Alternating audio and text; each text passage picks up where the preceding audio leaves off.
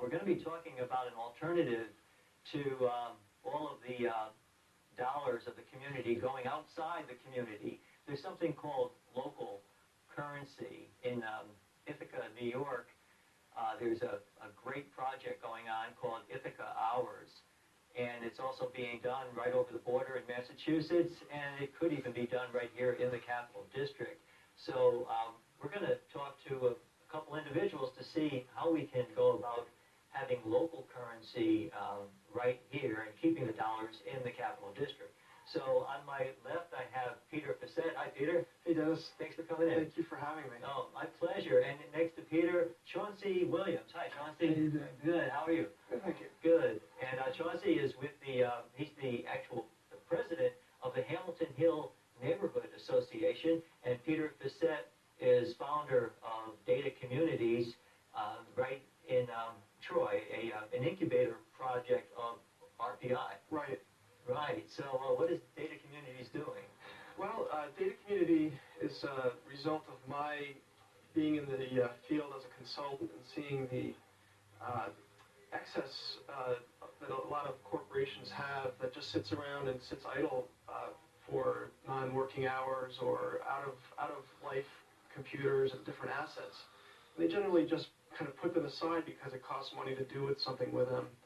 And some of them find their way into programs that are kind of organized around community service. But a lot more of that could be going on if it was structured a little differently. So I set out to set up a more formal plan to take some of these unused resources that are discarded material and put them to use. That's a great idea. You know, there are so many computers that are just being replaced. You walk into General Electric, and you know, the Pentium 3s are too slow now. They have to replace them with Pentium 4s, and God knows in the heart of Schenectady what you could do with a Pentium 3. And yet, some of these companies I know from experience, they basically trash old computers. So that's just one example. Well, one of the big businesses now is the recycled computers. In fact, I'm consulting and working with a company called Waste Management and the recycling products, and they're based in Schenectady, and they just opened an operation up in Scotia. And when you see the volume of equipment that comes through there, that basically needs to be destroyed because otherwise it would cost too much to reuse it, which is the preferred method of dealing with these computers. There's so many of them that they have to set up these systems and these to take them apart and destroy them without having to go to the landfill. So the idea is to take divert some of those assets instead of having them destroyed, putting them to reuse. And that would require putting a new operating system on it, and Linux seems to be the one that is most affordable. And it's free, so there's no copyright problem with that. It's free, but there is the cost of actually doing it and learning how to do it and training people how to use it. Right. I don't want to have our listeners think that these computers would be free or whatever. Right. But it's a very good project. Because of the time constraint, how would local currency relate to this? Right. Okay. So that led me to, since they are like of less value in the commercial sense that isn't really there on a normal level, it led me to have to investigate alternative mechanisms. And I started looking around, and sure enough, there was all these incredible things going on. Like at Ithaca, they have Ithaca dollars, and in Toronto they have the LET system, and it's actually a lot more popular in Europe to have these local currencies. So the idea, and I talked to some of the experts out at Ithaca, is to take these assets and put a value on them. Like, what is the perceived value of the community? So then you assign our own local dollar or token or whatever it is that makes this of value. Right. And then the people within the community can perform services or trade and barter for these other assets, which otherwise will just sit there and go unused. So it's a way to get things stimulated without having to ask the government for help, without having to ask a bank to spend money investigating whether this will work or not. It's just a matter of doing it, You have the people, you have the you have the computers, you have other assets. It's really just a matter of setting up the system and having a local response. Good. Well, Which is what we have. excellent. Let's bring in Chauncey Williams. Chauncey, how did you get involved with this issue? Actually, Peter and a friend, Paula, came to see us to make a presentation. And I'm telling you, those of us from the executive board meeting that was there, we were overwhelmed with it. But I must add that in our community already, some of our people are already doing that. We have a young lady who owns a Caribbean restaurant, and she trades in terms of food for some service already done. What's exciting about this here for us, it gives us an opportunity to provide a service, like Peter was saying, that if we get if this program go through, as we hope it will go through, that they will begin with the training session to train people on how to fix it, how to fix the computers. And within that framework, we're seeing the possibility of an entrepreneurship for a community-based business that gets started. The other side of the coin is as we fix these computers and give out what we would consider Hamilton Hill dollars for social services done within our community, in-kind services. Someone needs to be taken to the doctor. You have a car, you can get so many dollars for it, and then whatever price we put on these computers, then you can trade in and eventually getting something out of taking care of Jerry Burrell Park for children, for the younger population, and to work for these dollars in order to get them. And we also foresee that those who are fixing it, taking the course, or become certified, what they call A+ technicians, will be able to maybe through other agencies see that their computers need fixed. We have people on the Hill who are able to do it, and this is providing a source of income within the community. Maybe we'll be able to get a home-based project there. We can open up a shop in our community. So we're excited that we have to think outside of the box. Really?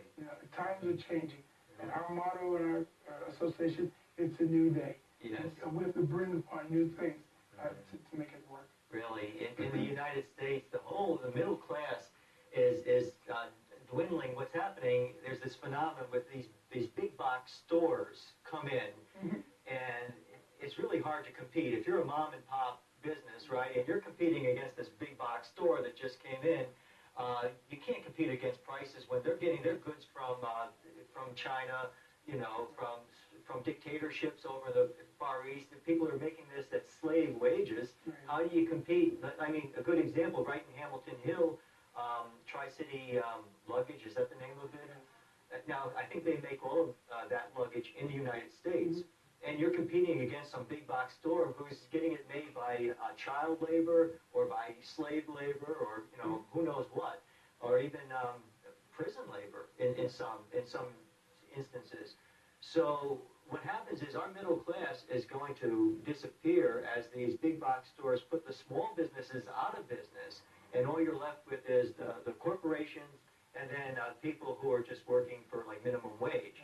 So this could be a way around that, to keep those dollars in the community and not have them going to Arkansas or wherever the headquarters is of this big box store, and even over into foreign countries.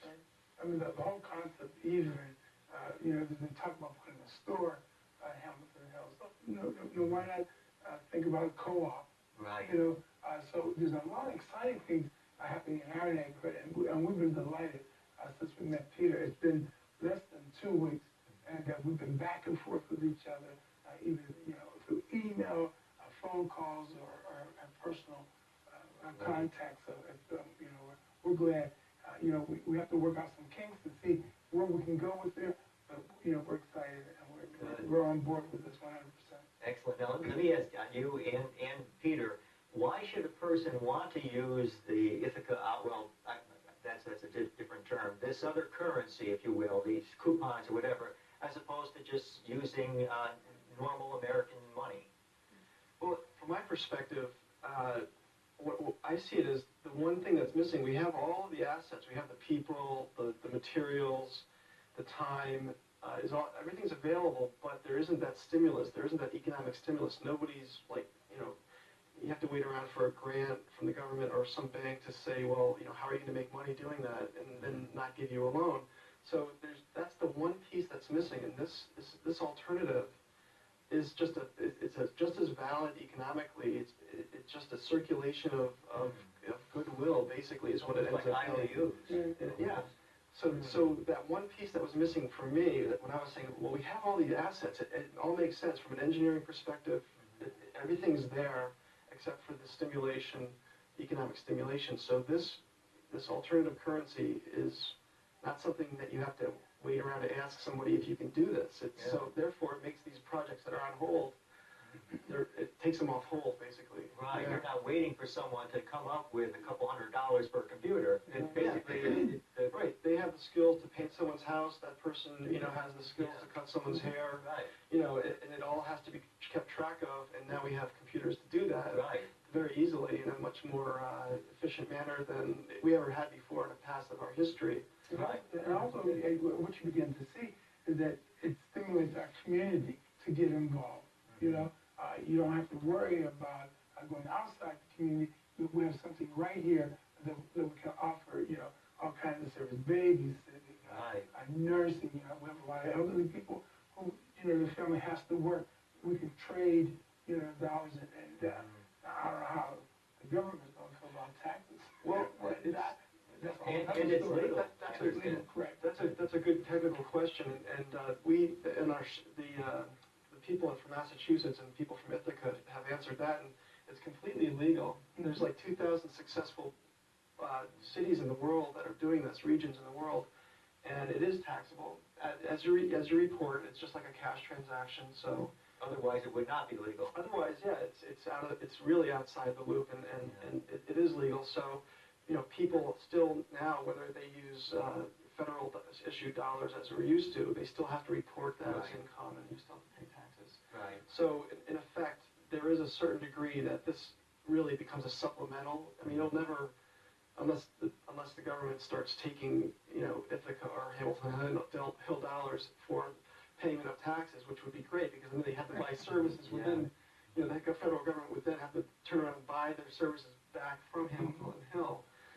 Which seems appropriate, actually. I'd love to see but that to get the law passed might be difficult. So you still have to pay taxes in federal dollars. Right. So this is a supplemental economy as it stands right now.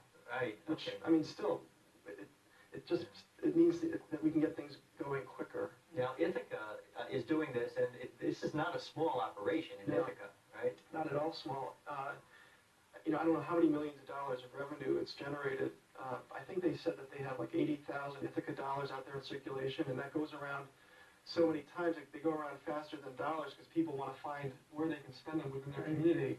Right. It's measured in the millions of how many transactions go on. So it's not small at all.